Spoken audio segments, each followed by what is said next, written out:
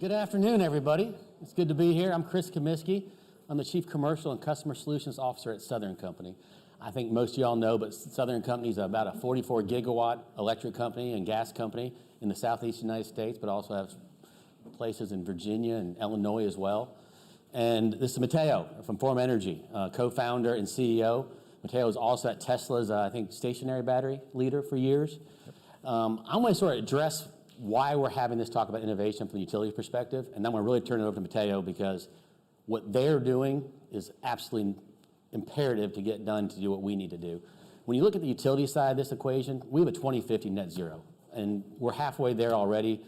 We expect it to be that way about 2030. We're well ahead of that schedule, and we can see a line of sight, I would say, for the next 20, 30%, whatever that number is. That last 10 to 20%, though, we need technological advancement. We need innovation. We can see where it could come from, things like long energy storage, long duration energy storage. You can see it from hydrogen and other things, carbon capture. But they have to become reality, and they got to become price sensitive. 50% of our customers make less than $50,000 a year. So we believe we can get to net zero. We got to do it affordably. And the only way we're going to do that is with innovation.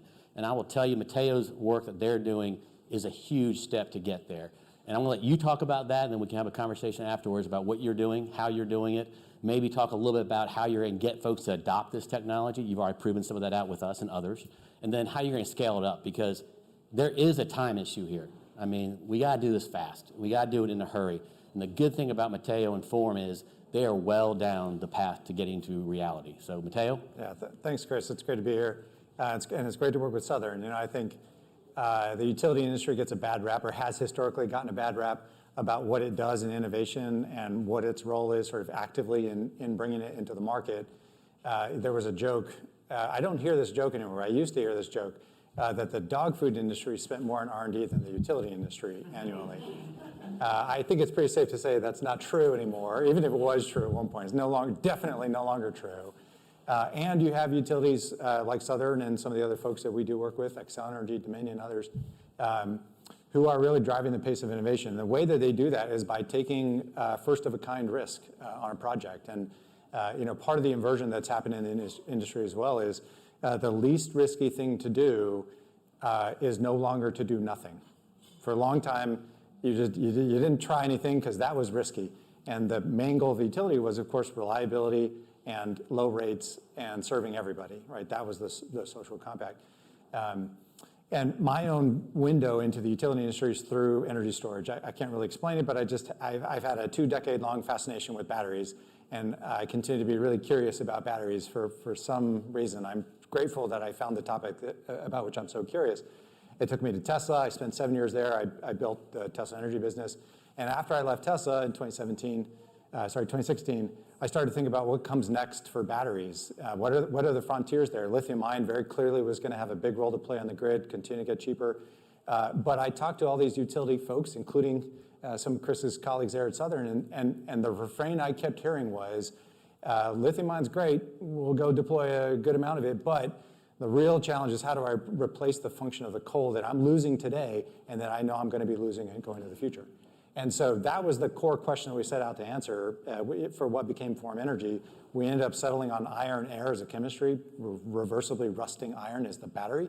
And that is, in our estimation, and a lot of work behind it now, $800 million into the company later, we're quite sure that that is going to be a very cost-effective way to address these multiple day durations you need to functionally support the system for the full decarbonized reliability that we're going for. So I'll stop there, but it's been a great interaction so far. And I think you may hit the real point, though, is you got affordability and reliability. And the reliability is important, too. And in the Southeast especially, you don't really have wind. So you only have solar, and we got 24/7 loads to serve. And by the way, I remember 5 years ago, we were talking about the utility death spiral. The customer usage is going down, utilities are going to go away.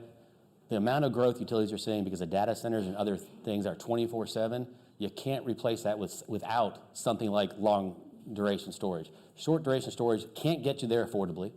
It's going to be part of the solution, by the way. He's not displacing it. It's an addition to it. But our loads are more and more becoming 24/7. I mean, it's going to be amazing, I think, in 10 years when you look at utility and you say to yourself, what percentage of their load is 24/7 in terms of customers? It's growing exponentially. And because of that, it's making it even more important that we have these type of solutions.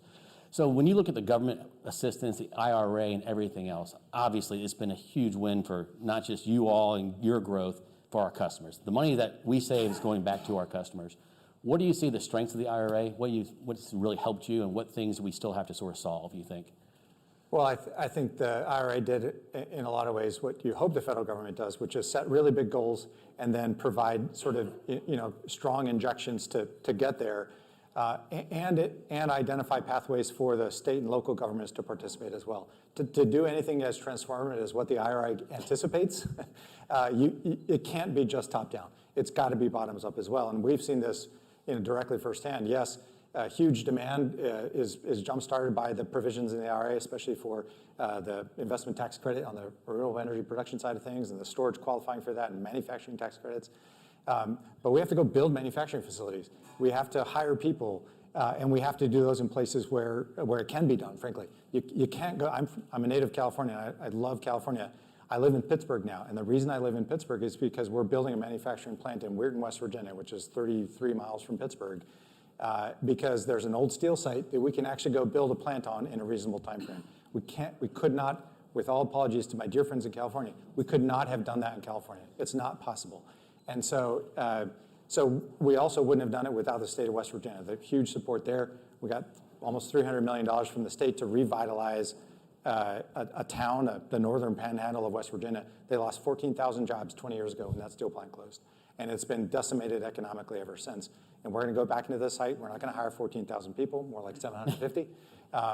But it's a way to start to bring all that back. And so we see the top-down working, and we see the bottom-up working. The town of Weirton, Hancock County in West Virginia, and the state of West Virginia working.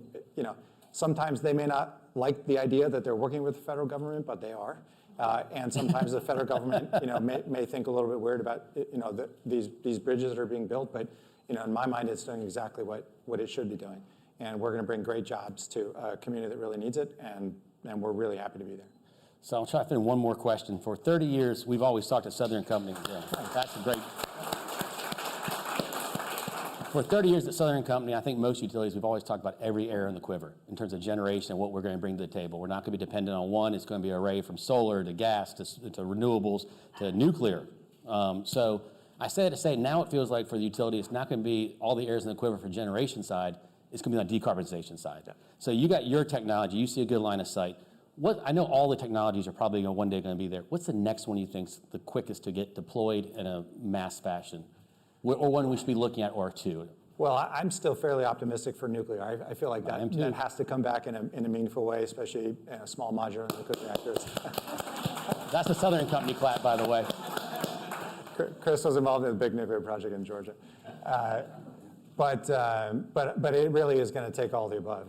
There's no silver arrow in the quiver that solves all problems. There's no panacea. The grid works as a portfolio. It works as a combination of assets that complement each other. There is no perfect asset. There's some flaw that I could identify about any one of them. And it's only by working them in concert intelligently, of course, at all levels, right?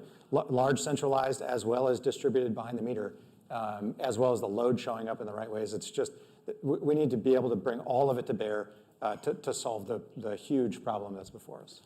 Well, listen, we appreciate the time. Mateo, your success is going to be our success. We're all rooting for you. You're doing a great job. Thank you for all the work you're doing and the whole industry is doing. But thank you all very much for the time today. Thanks, Chris.